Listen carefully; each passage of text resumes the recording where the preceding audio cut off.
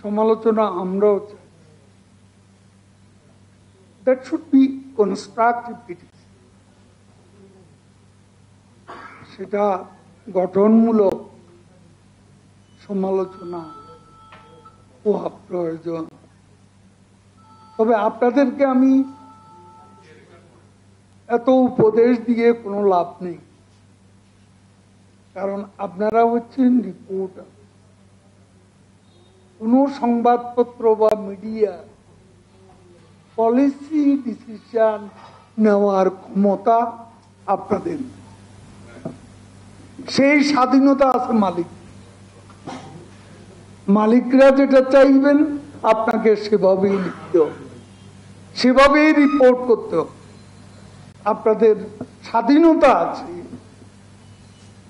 স্বাধীনতা আপনারা চান রাষ্ট্রের কাছে, সরকারের কাছে, কিন্তু নিজেরা যেখানে কাজ করেন সেখানে কি আপনি যা চাইছেন তা লিখতে পারেন?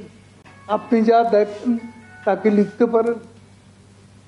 সেটাই আমার বক্তব্য।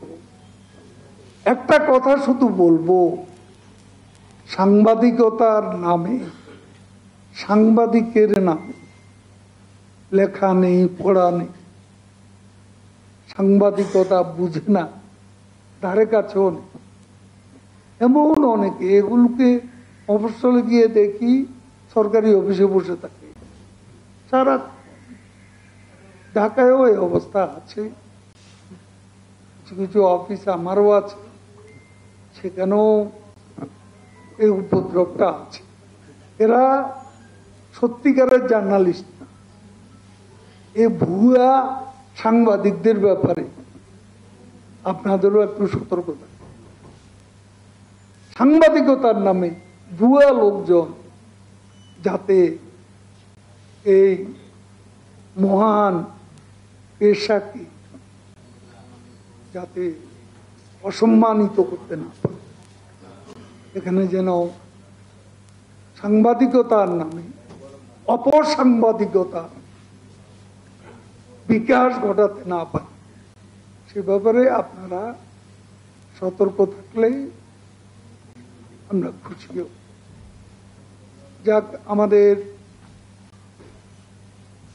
মাননীয় প্রধানমন্ত্রী আপনাদের এখানে অনুদান দিয়েছেন, আপনারা নিজেরাই স্বীকার করেছেন। তিনি সৃজনশীল গঠনমূলক সাংবাদিক সবসময় উৎসাহিত করতে প্রস্তুত। আমরাও তার সঙ্গে একই পলিসি অনুসারী। আমরা এই যে ডিজিটাল অ্যাক্ট, এটা যাতে অপপ্রয়োগ না হয়, কোনো সাংবাদিক যাতে এখানে ফাইন্যান্সিয়ালি হ্যারাস না, সে ব্যাপারে আমরা সতর্ক আছি। এবং আমি এখনো বলছি যে আমরা এ ব্যাপারে সতর্ক থাকবো। কোনো নিরীহ সাংবাদিক যাতে হ্যারাসমেন্টের শিকার, সে ব্যাপারে আমাদের সরকার এবং আমরা এ ব্যাপারে সতর্ক।